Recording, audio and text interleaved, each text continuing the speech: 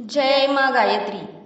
आज हम भक्ति का तात्पर्य समझेंगे, यानी कि वास्तविक भक्ति होती क्या है, भक्ति किसे कहते हैं। आज भक्ति के संदर्भ में लोगों के विचार विकृत हो चुके हैं। आज भाव संवेदना को, रोने को लोगों ने भक्ति भाव समझ रखा है। देवी के सामने नाक रगड़ना, उनके सामने रोना, यह भक्ति नहीं कहलाती। उल्टा बैठ जाना, सीधा बैठ जाना, आंसू बहाना, यह भक्ति नहीं है, यह भावुकता है, भक्ति नहीं। जहाँ तक आध्यात्मिक प्रगति एवं भक्ति के स्वरूप का संबंध है, यह सही नहीं है। होता है वह भावना से लबालब भरा होता है, प्यार से बड़ी कोई चीज नहीं। इसी की तलाश में जीवात्मा रहता है। आनंद प्राप्त करने के लिए मनुष्य इंद्रियों का भोग करता है, सिनेमा देखता है, काम वासना के फेर में रहता है।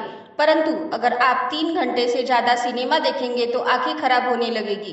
इसी तरह काम वासना का भी आनंद थोड़े समय, चंद मिनटों का होता है, परंतु जीवात्मा को जो स्थिर एवं चिरस्थायी आनंद परमात्मा को प्राप्त करने पर मिलता है, उसे भक्ति कहते हैं।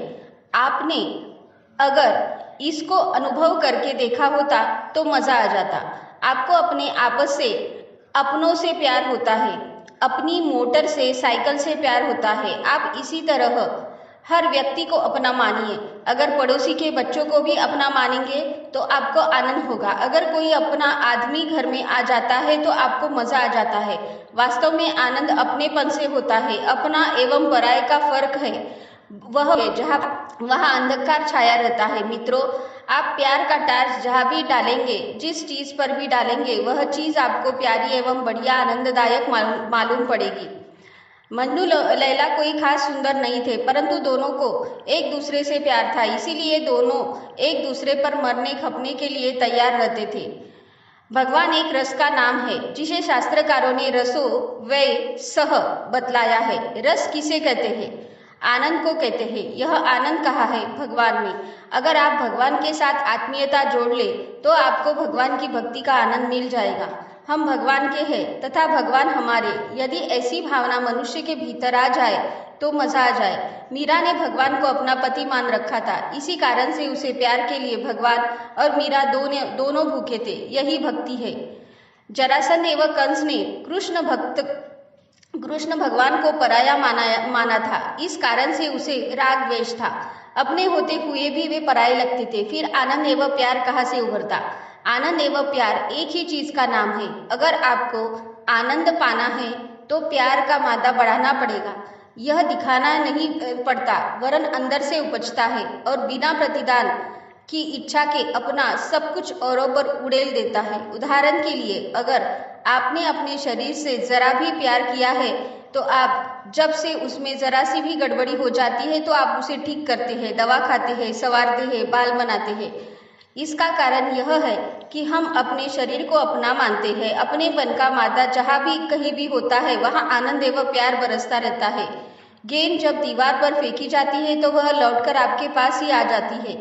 कुबंध में जो आवाज लगाई जाती है, वैसी ही आवाज लौटकर प्रतिध्वनि के रूप में हमें पुनः सुनाई देती है, अर्थात वह वापस आ जाती है।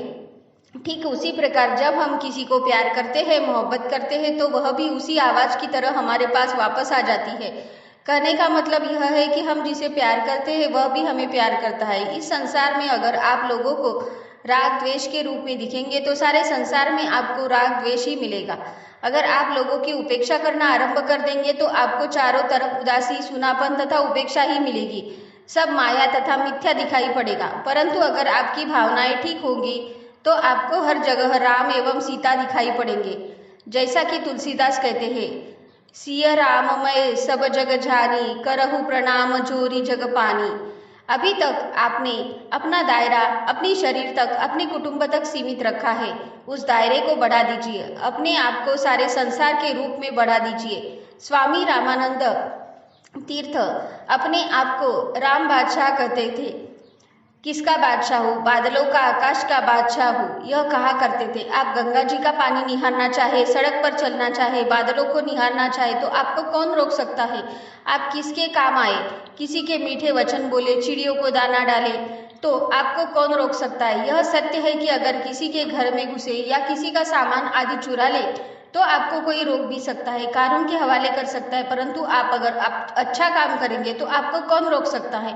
आप जिससे भी मोहब्बत करेंगे उसके लिए हमेशा सेवा के लिए तैयार रहेंगे। प्यार का वास्तविक स्वरूप सेवा में ही दिखाई पड़ता है। इसके द्वारा ही प्यार में निखार आता है। प्यार करने की पहचान यह है कि आप उसकी सेवा करना चाहते हैं या नहीं। प्यार करने वाला अपना अनुदान दूसरों को देता है। प्यार करने वाला स्वयं कष्ट उठाता है तथा दूसरों को सुखी बनाता है। प्यार सेवा सिखलाता है। प्यार अनुदान देना सिखाता है। देशभक्ति, विश्व भक्ति, भगवान की भक्ति, इसी का तो नाम है। अगर आपको हैरानी होती है तो हो जाए, परंतु आप अपने बच्चे, देश, सारे संसार को सुखी बनाने का प्रयास करते हैं तो वही भक्ति कहलाती है। इस दुनिया की सर्वश्रेष्ठ चीज है। इस प्रकार भक्ति योग न केवल मानसिक तथा भावनात्मक संपदा है, वरन उसके आधार पर परमार्थ तथा पुण्य का मौका भी मिलता है। आप भक्ति कीजिए तथा सेवा कीजिए, यह दोहरा लाभ प्राप्त होता है। प्यार का वास्तविक अर्थ यही है। मनुष्य का मोह एवं बंधन उसके हाथ ही होता है, जिसके साथ उसका प्यार तथा मोहब्बत होता है।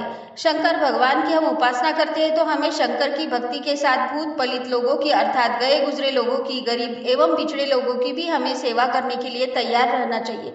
जिनकी समझदारी कम है उनको ऊंचा उठाना चाहिए, उनकी सेवा करनी चाहिए। शास्त्र में कहा गया है भज सेवायाम, अर्थात हमें भजन के साथ सेवा भी करनी चाहिए। दोनों एक ही चीज है। अगर हम भक्ति करते हैं तथा समाज के पिछड़े लोगों की सेवा नहीं करते हैं तो हमारा भजन सार्थक नहीं हो सकता।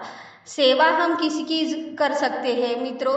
इस दुनिया में व्यक्ति उसी की सेवा कर सकता है जिसे वास्तव में उसकी मोहब्बत है। अतः आप अपने मोहब्बत का दायरा बढ़ाइए। जैसे जैसे आपका यह दायरा बढ़ेगा आप सेवाभावी बनते चले जाएंगे, एवं जैसे जैसे आप सेवाभावी बनते चले जाएंगे आपकी भक्ति भी बढ़ती चली जाएगी। भक्ति का अभ्यास हम भगवान से करते हैं। यह व्यायामशाला है। जिस प्रकार पहलवान व्यायामशाला में जाकर कसरत करता है, मशक्कत करता है तथा अपने स्वास्थ्य को ठीक कर लेता है, उसी प्रकार मनुष्य भगवान के साथ भक्ति यानी मोहब्बत करके समाज के बीच में जाकर प्यार एवं मोहब्बत कर सकता है। भगवान के आदर्शों के सिद्धांतों के समुच्चय को कहते हैं। भगवान की कोठरी में बैठकर हम वे चीज सीखते हैं जिनका व्यावहारिक स्वरूप जाकर हम समाज के बीच में प्रस्तुत करते हैं। भगवान कोई व्यक्ति नहीं है, वह तो एक नियामक सत्ता है, एक कायदा है, एक कानून है। भगवान तो सेवा का नाम है। आप उसे मिठाई क्या खिलाएंगे, मुकुट क्या पहनाएंगे, यह आपकी भूल है, इसे सुधारना आवश्यक है। पूजा यानी कि उपासना के समय, भक्ति के समय अपने कोई मूर्ति या चित्र रखा है तो इसमें कोई हर्ष की बात नहीं है, परंतु आप भगवान को आदर्श एवं सिद्धांतों का समुच्चय मानिए। आपने अगर भगवान शंकर को व्यक्ति विशेष माना है तो आप भ्रम जंजाल में पड़ जाएंगे। अगर शंकर भगवान को आपने ऐसा माना है कि वह एक व्यक्ति है जो बैल पर बैठकर इधर उधर घूमता रहता है, बैल का पत्ता, आक का पत्ता, धतूरे का फूल खाता रहता है, उसके माथे पर चंद्रमा है, सिर में से गंगा निकल रही है तथा भूत प्रेत उसके साथ रहते हैं, यदि आप ऐसा मानने लगेंगे तो आप भ्रम एवं जंजाल में पड़ जाएंगे। आपको शंकर भगवान के आदर्श एवं सिद्धांतों का एवं समुच्चय मानना चाहिए। साथ ही आपको यह समझना चाहिए कि शंकर भगवान के सिर से गंगा निकलने का अर्थ है ज्ञान का प्रवाह, गले में मुंडमाला का अर्थ है हमेशा मौत के गले लगाना, बैल की सवारी के माने परिश्रम बनना, चंद्रमा का मतलब मानसिक संतुलन, भूत प्रेत का मतलब गए गुजरे एवं पिछड़े लोगों को गले लगाना तथा उनके विकास के बारे में सोचना, स्मशान में निवास का मतलब वीरान में रहकर भी समाज के विकास के बारे में सोचना। यही है शंकर भगवान की विशेषता जिसे हर भक्त को सोचना चाहिए। इसी प्रकार हर भगवान के बारे में यही बात है। हर भगवान की इसी तरह आदर्शों एवं सिद्धांतों का एक समुच्चय है, चाहे वह गणेश जी हो, हनुमान जी हो, रामचंद्र जी हो या भगवान श्री कृष्ण जी हो। इसी प्रकार हर देवी एवं देवता तथा अवतारों को अपना मानना चाहिए। आप जिस भी देवता की भक्ति करते हैं उसका मतलब समझते हैं, उस देवता के सिद्धांतों एवं आदर्शों को मानते हैं, उस रास्ते पर चलते हैं, वास्तव में यही सच्ची भक्ति कहलाती है। अगर उन सिद्धांतों के प्रति, आदर्शों के प्रति आपकी श्रद्धा, आस्था का विकास होता चला जाएगा तो आपकी भक्ति भी बढ़ती चली जाएगी। अगर आप वास्तव में ऐसी भक्ति करेंगे तो आपको फायदा ही होगा। आप सच्चे अर्थों में भगवान के भक्त कहलाएंगे। मरने के बाद स्वर्ग मुक्ति में जाएंगे या नहीं कह नहीं सकती, लेकिन परंतु आपको इसी जीवन में चारों ओर ऐसा नज़ारा नजर आएगा कि चारों तरफ स्वर्ग है। आपको चारों ओर दिव्य वातावरण दिखाई पड़ेगा। आप निहाल हो जाएंगे। आप किसी के प्रति नफरत न करें। आप व्यक्ति नहीं हैं। उसकी बुराइयों से नफरत कीजिए तथा उसके सुधार लाने का प्रयास कीजिए। आप प्यार के आधार पर भी लोगों को बदल सकते हैं। आप किसी से राग द्वेष न करें। आप ऐसा काम करें कि उसके व्यक्तित्व की रक्षा भी हो जाए तथा उसकी बुराई भी दूर हो जाए। गांधी जी ने इसी प्रकार अंग्रेजों से प्यार की लड़ाई लड़ी, प्यार का अनुदान दिया। उसके बाद क्या हुआ? अंग्रेज भारत छोड़कर चले गए। प्यार बहुत बड़ा संबल होता है, यह आप न भूलें। प्यार से मनुष्य के अंदर शांति आती है, उसके व्यक्तित्व का विकास होता है। हमने गायत्री माता से प्यार किया है और सारे समाज की सेवा की है। आप भी चाहे तो इसी प्रकार आनंद की अनुभूति कर सकते हैं तथा सब ओर से प्यार तथा आनंद प्राप्त कर सकते हैं। अगर आप अपने दृष्टिकोण तथा विचार बदल दें तथा सभी लोगों से प्यार करें तो आप अमृत पान कर सकते हैं। यह अमृत चारों ओर बिखरा पड़ा है। आप चाहे तो उस अमृत को पी सकते हैं तथा दूसरों को भी पिला सकते हैं। यह है भक्ति योग, यह है प्यार मोहब्बत। आप चाहे तो इसे अपनाकर अपने जीवन को महान बना सकते हैं, आत्म विकास कर सकते हैं।